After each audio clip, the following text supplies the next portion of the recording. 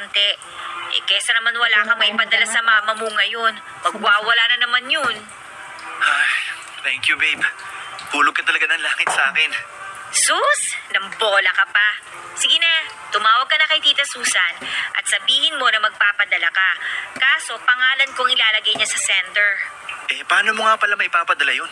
Hingi na lang ako ng form kay Kapitan maya-maya. Siya na bahala magsabi sa bangko. Salamat talaga, babe. Wala yun. Para hindi ka na rin iraratrate, Tita Susan.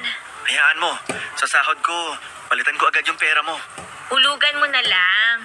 Baka magwala pa yung si Tita Susan kapag kulang ng 10K yung ipapadala mo. Di sasabihin ko nagbayad ako sa'yo.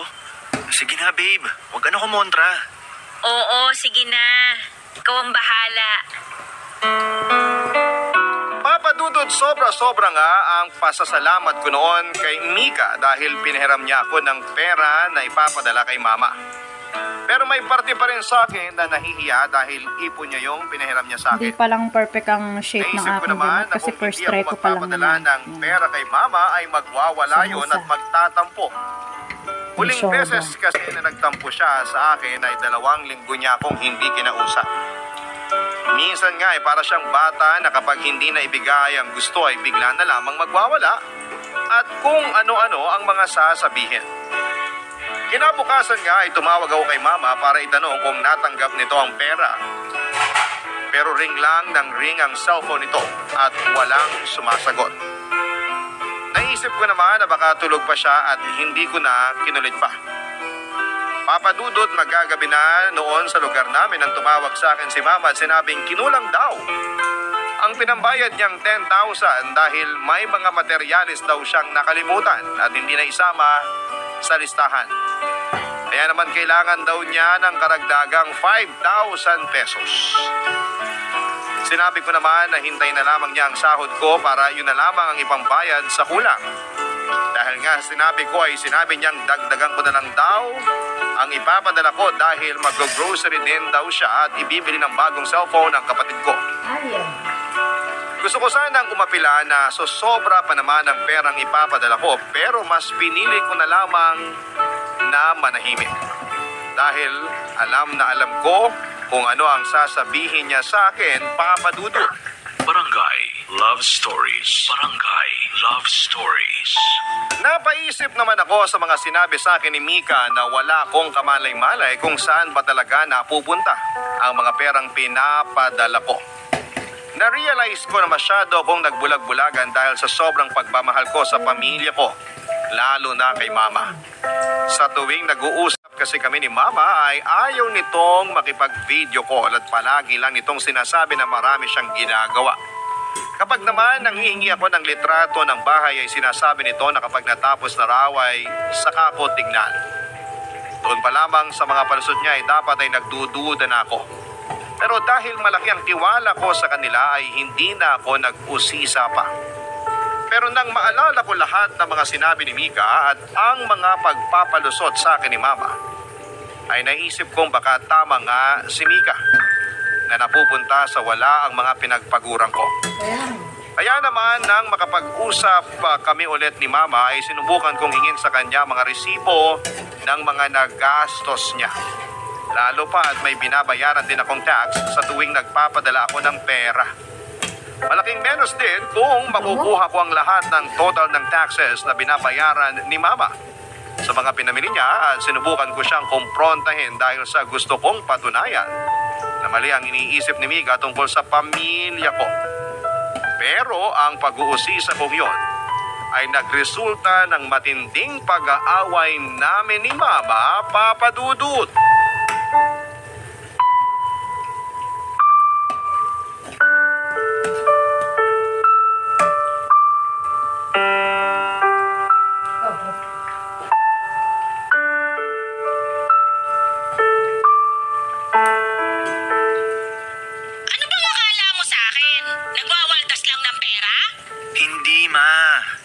Gusto ko lang makita yung resibo para matotal ko lahat ng tax na binabayaran nyo para mabawasan yung tax ko rito. Huwag mo ako matax-tax dyan, ha? Akala mo ba di ko alam? Na ginagawa mo to kasi pinagdududahan mo ako? Iniisip mo siguro kung saan ko dinadala yung mga pinapadala mo? Ay, kung ganun nga ho, Ma, mas Masama ho ba na magtanong ako? Kasi ultimo resibo ayaw niyo ipakita sa akin. Siguro karapatan ko namang malaman kung saan napupunta yung mga pinaghirapan ko. Karapatan? Ha! Ngayon naman karapatan ang binabato mo sa akin. Wala kang utang na loob. Matapos kitang Grabe buhayin ang at pag-aralin, ganito'y gaganti mo sa akin? Man naman! Kailangan ho ba na sumbatan niyo ako? Resibo lang naman po hinihingi ko. Gusto ko lang makita. Tinapong ko na! Alangan namang ipunin ko pa yan! Dagdag kalat lang yung mga yun sa bahay! Sige ma, patingin na lang ho ng picture ng bahay natin. Hello, wala Ang din. kulit mo naman dyan Wala eh! din. Sinabi ko na ngang kapag tapos na, doon ko lang ipapakita! Gusto ko lang naman ho makita kung alin pa ang kulang para matapos na. Wala Tigilan din. mo ako! Ingrato ka! Wala Kung din. isilang kita't balakhin hanggang sa makatapos ka ng pag-aaral, kinuwenta ko ba lahat ng mga sakripisyo at hirap ko makatapos ka lang? Tapos ikaw? Pera Wala din lang? naman. Grabe ka makakwenta! Ma, hindi ho ako nagkukwenta. Hindi lang ho pera ang pinag-uusapan natin dito. Malaking pera ho. Hindi ko ho kayo kinukwentahan. Ayan. Nagpapasalamat nga po ako na pinagtapos niyo ako ng pag-aaral eh. Pero sana naman ho, bigyan niyo rin ho ako ng konsiderasyon. At anong konsiderasyon ba ang hinahanap mo? Simula bata ka, binigay ko na lahat ng konsiderasyon sa'yo! Ma, hindi naman ho ako basta lang pasarap sa barko. Bawat sentimo ho ng pinapadala ko sa inyo, pinagpapaguran ko. Tatawagan niyo ako. Imbis na kumusta ang bungad niyo sa akin, anak, kailangan ko ng pera agad ang linyahan niyo. Ma, kumustahin niyo naman ako minsan. Di naman malaking bagay yun. Ba't ba kita ka kumustahin? Eh, maayos naman ang lagay mo dyan sa barko. Eh, mas masarap pa nga yata ang kinakain nyo dyan kaysa kinakain namin dito ng mga kapatid mo eh. Huwag mo nga ako tinadramahan dyan. Ito yung Ikaw ating mismo nagsabi sa akin na bibigyan mo kami ng maginhawang buhay. samusat, yung ating unang ahon na gamat. Puro ka kwenta. Parang ibang tao kami Na sa'yo. grabe. Hindi niyo naman ako naiintindihan, May.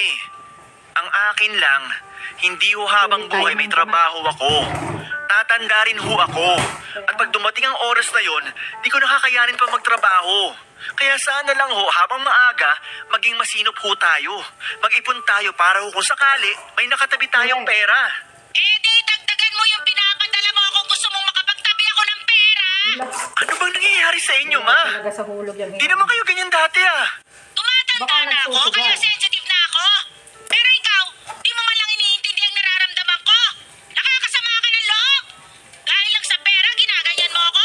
Ako? Nananay mo? Lumalayo na ho tayo sa usapan. Resibo lang ho ang hinihingi ko. Ba't kailangan niyo ako sumbatan? May karapatan ako sumbatan ka.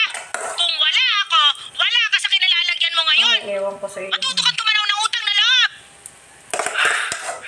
Tawagan ko na lang po kayo bukas.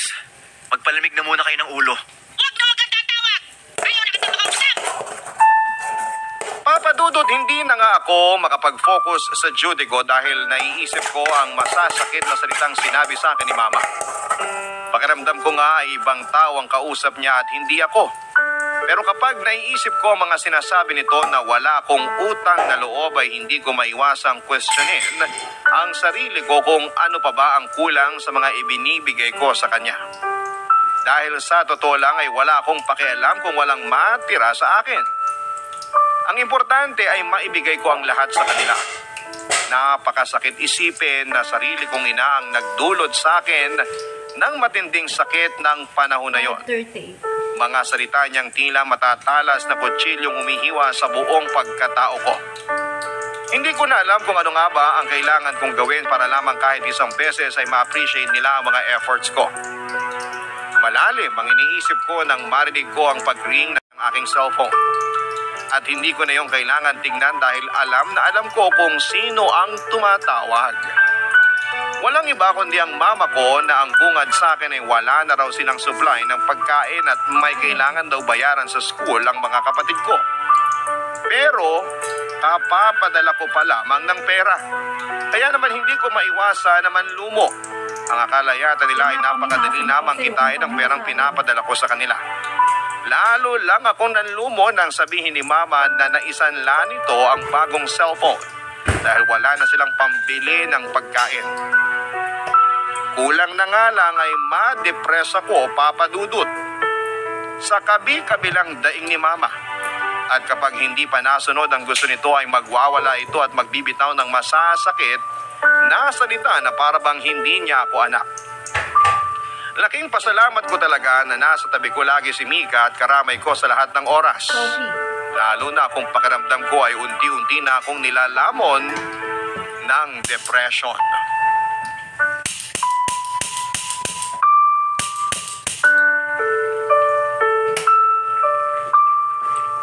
Diba? Multitasking ang ating reference. Gamat, Arabic coffee, samosa, sorbo. Babe, tahan na. Ano na naman bang Kaya ang pinag-awayan ating niyo ni first Tita? gamat. Ngayon lang kita nakitang umiyak ng ganyan ah. Napapagod na ako, Mika. Di ko na alam kung saan ako lulugar. Lahat ng effort ko, lahat ng sakripisyo ko, di man lang nila ma-appreciate. Babe, kung hindi ka nila ma-appreciate, hayaan mo sila. Pamilya ko sila eh. Di ko magawang di sumama ang loob. Eh pero hanggang kailan ka magkakaganyan? Di ko alam, babe. Napapagod na akong intindihin sila. Pero kapag naaalala ko na sila ang dahilan kung bakit ako nandito, pinipilit ko maging okay. Andito lang ako, babe, ha? Dadamayan kita lagi. Handa akong tulungan ka sa abot na makakaya ko. Hayaan mong tulungan kita na pasanin ang iba mong problema. Sapat na sa akin yung lagi kang nasa tabi ko. Pasanin ko to. Ako dapat na magbuhat. Eh, pero nahihirapan din ako pag nakikita kitang ganyan. Hindi ko matanggap na nandito nga ako pero hindi naman kita matulungan. Ang dami mo nang naitulong sa akin. At sobrang nagpapasalamat ako sa lahat. Alam mo namang mahihingahan mo ko, di ba? Kung ano man ang problema mo, handa akong makinig. Yung mga pinapadala ko kay mama, di ko alam kung nagagastos ba sa tama. Ayaw niya akong bigyan ng mga resibo. Puro siya palusot, alam mo yun? Yung kapag ang masaklap pa nga, Multitasking. kung sabihin Coffee, niya ako na wala akong utang gamat, na loob na anak, samosa, parang wala akong nagawang tama. sorbo. Ayoko mag-isip ka ng kung ano-ano, ha? Eh, pero paano kung... Paano kung ano? Paano kung may bisyo pala si Tita Susan na hindi mo alam, na hindi lang niya sinasabi? Bisyo? Oo, kasi kahit mag-grocery sila ng pang-isang buwan o magbayad ng mga bills, hindi mauubos agad ang 75K eh. Babe, unless na may iba silang ginagawa sa pera. Hindi ko sinasabi to para siraan sila ha. Pero ang laki talaga ng chance na may bisyo nga sila. Anong bisyo naman, babe? Ang sabi sa akin ni mama, may mga utang siyang binabayaran. Anong utang naman yun? Di ko alam. Alam mo namang di nagsasabi si mama eh. Pero mabalik tayo. Ano nga kayang bisyo niya? Ay nako, ano pa ba? Kundi drugs, siguro alak, pwede rin namang sugal. Ang daming naa-addict sa sugal, babe. Yung iba nga nababaon pa sa utang dahil hindi nila kayang mabuhay nang hindi nagsusugal. Kahit magbenta pa sila ng gamit, magsanla, gagawin talaga nila basta makapagsugal lang sila. Ay, Bakit, babe? Sorry ha kung nasabi ko yun. Huwag mo nalang pansinin. hindi babe. Wala kang kasalanan. Ba't nga ba hindi ko agad naisip yun? Ang alin? Na baka may bisyo sila? Oo. Dating sugarol si mama, pero di Baka naman malala. nagsasagal. Maliliit lang din siya kung tumaya. Maliliit kasi yun lang yung kaya niya. Eh pero iba na ngayon, babe. Nakakahawak na siya ng malaking pera. Pero kung tatanungin ko siya, sigurado namang di siya aamin. Bakit hindi mo subukang kausapin yung mga taga sa inyo? Magtanong-tanong ka kung ano na ba talaga nangyayari sa pamilya mo. May social media naman eh. Subukan mong kumontak ng kakilala mo para masimulan mo nang magtanong. Nagdadalawang isip man ako noon, Papa Dudut, ay sinunod ko pa rin ang suhestyon sa akin ni Mika. Gusto ko na rin kasing malinawan ang isipan ko at para sa ikakatahimik na rin ang loob ko. Ang hirap na kasi para sa akin na magtrabaho ng sobrang daming problemang iniisip. Madalas nga ay naiisip ko na lamang na itigil na lamang ang suporta ko sa pamilya ko. Total ay naaalala lamang nila ako kapag araw ng sweldo. Pero at the end of the day ay mas nangibabaw pa rin ang pagmamahal ko sa kanila. At kahit na anong pagod ko, ayos lang basta alam ko na nabibigyan ko sila ng maginhawang buhay. Sa libreng oras ko nga ay nagtiyaga akong maghanap sa social media ng mga kakilala na taga sa amin. Sa dami na nga ng mga sinearch ko ay